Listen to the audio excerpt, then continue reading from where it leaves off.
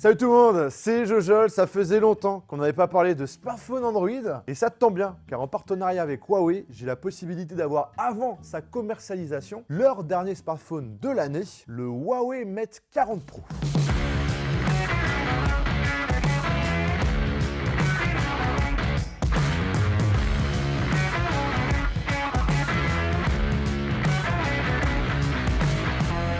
Pour ceux qui ne connaissent pas la série Mate, c'est tout simplement le meilleur smartphone de Huawei qui regroupe tout ce qu'ils savent faire de mieux.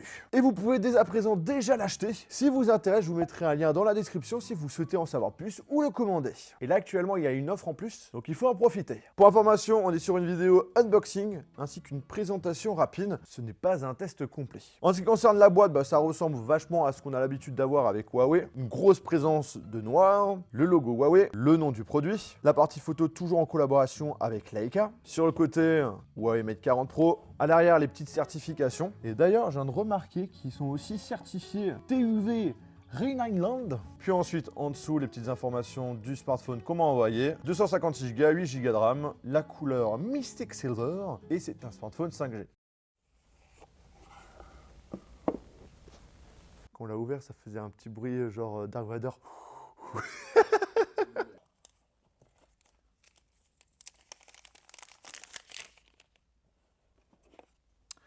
Alors, on a une pochette avec la petite épingle pour enlever le tiroir nano SIM. Ensuite, une coque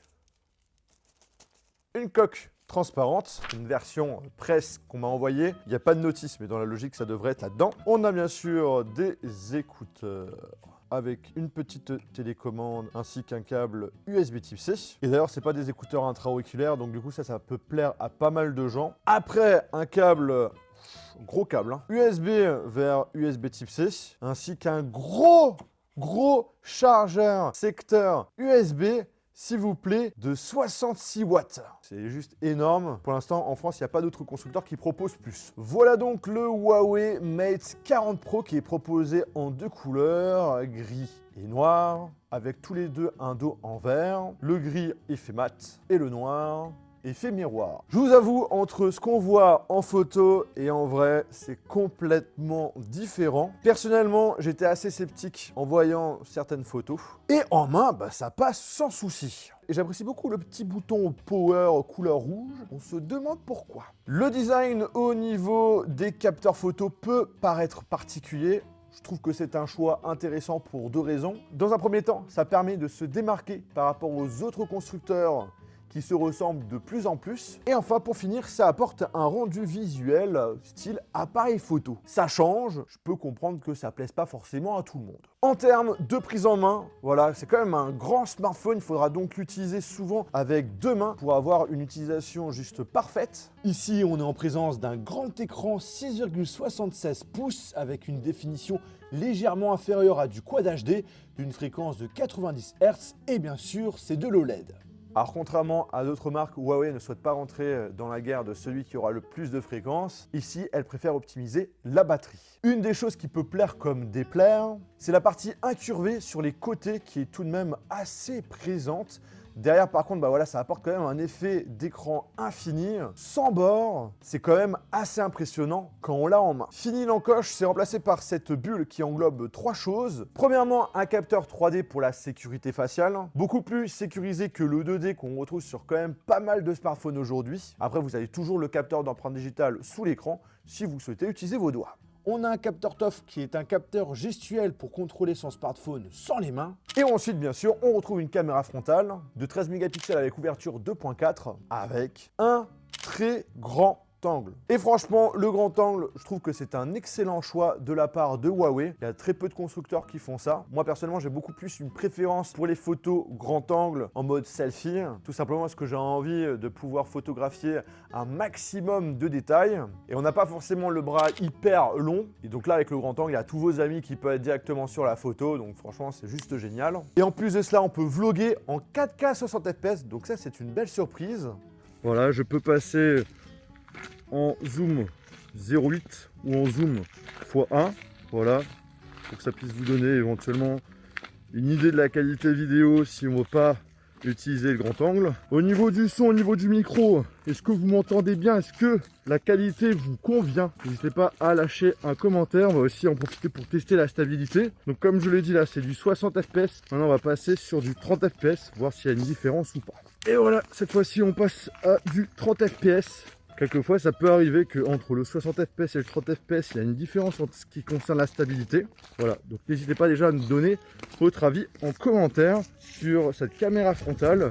En tout cas, vachement cool de pouvoir filmer en 4K 60 fps pour vlogger. Ça, c'est juste génial. Il n'y a pas tous les téléphones qui proposent ça. Après, si on souhaite faire une photo ou une vidéo avec un angle normal, là par contre, voilà, c'est tout simplement un zoom numérique. Donc derrière, tout de même, une perte de qualité, mais qui reste tout de même minime. On a à l'arrière 3 caméras. Un normal de 50 mégapixels avec ouverture 1.9, un ultra grand angle 20 mégapixels avec ouverture 1.8 et un téléobjectif de 12 mégapixels avec ouverture 3.4 qui permet un zoom optique x5. Le capteur normal et téléobjectif sont les mêmes que le P40 Pro, à part pour le grand angle. Point important pour chacun, on peut filmer en 4K 60 fps, même avec le grand angle. Globalement, on est sur un très bon photophone qui répond tout de même à pas mal de besoins. De mon côté, ce que je recherche, c'est vraiment d'avoir une amélioration en ce qui concerne la stabilité en 4K. Le mode de stabilisation qui passe en Full HD 30 fps fonctionne très bien. Autre fonctionnalité, c'est Dual View qui vous permet d'avoir 2 aperçus vidéo en même temps en utilisant tout simplement les caméras arrière. Genre par exemple là, j'ai le grand angle en bas que je peux d'ailleurs mettre en haut. Voilà, tour de magie. Et ensuite, avec l'autre aperçu, j'ai la possibilité directement de zoomer. Aussi pour les personnes qui aimeraient faire des photos vraiment hyper proches, il manquerait quand même du macro.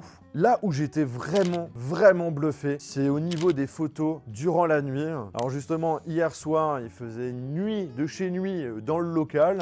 J'ai fait quelques photos avec, sans activer le mode nuit.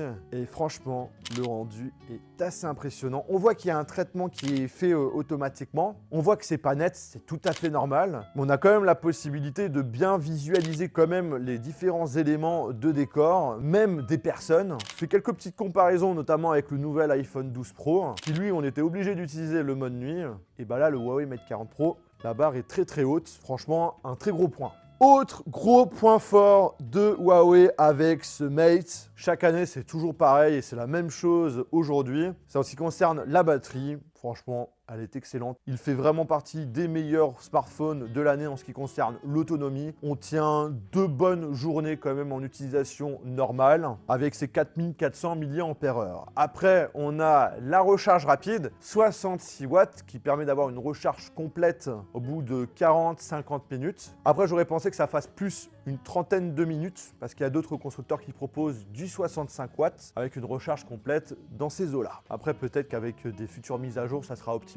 C'est possible. En tout cas, voilà, on a quand même une recharge très rapide. Et là aussi, au level, c'est en ce qui concerne la recharge sans fil, parce que du coup, oui, on a encore la recharge sans fil et aussi la recharge sans fil inversée si vous voulez recharger d'autres produits qui proposent le sans fil.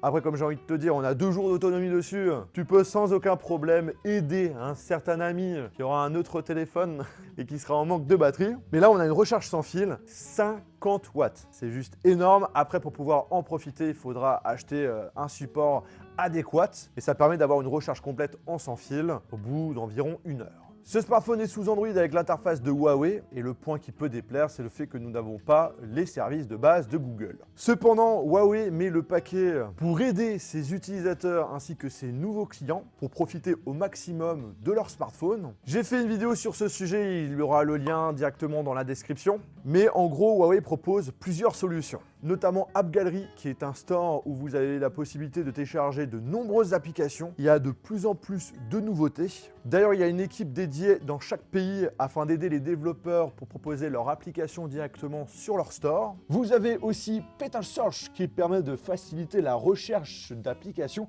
si par hasard vous ne la trouvez pas sur App Gallery. Dessus, vous avez vraiment tout. On peut copier nos applications de notre ancien smartphone Android directement dessus. On peut aussi installer les applications via tout simplement des téléchargements de fichiers APK sur le navigateur web. Vous pouvez mettre aussi des raccourcis de pages web pour certains services de Google, comme YouTube, Gmail, etc. La seule chose qui me manque personnellement, c'est Android Auto by Huawei. C'est en cours, à voir quand ça va arriver. Un point aussi super important, c'est en ce qui concerne les mises à jour de sécurité Android. Vous l'avez peut-être entendu parler, mais en gros, il y a plusieurs semaines, maintenant Huawei n'a plus la possibilité d'avoir des mises à jour sécurité by Android. J'en ai parlé avec eux et en fait, il n'y a pas du tout de souci parce que Huawei propose leur propre solution de sécurité et ça se passe directement avec leur mise à jour. Voilà, ma vidéo déballage et de présentation rapide du Huawei Mate 40 Pro est terminée. J'espère vraiment que ça vous a plu, que ça vous a intéressé. Si c'est le cas, je vous invite à lâcher un très gros pouce bleu. Il y aura dans la description le lien si vous voulez l'acheter ou en savoir plus. Et sur ce, on se retrouve dans une prochaine vidéo. Salut!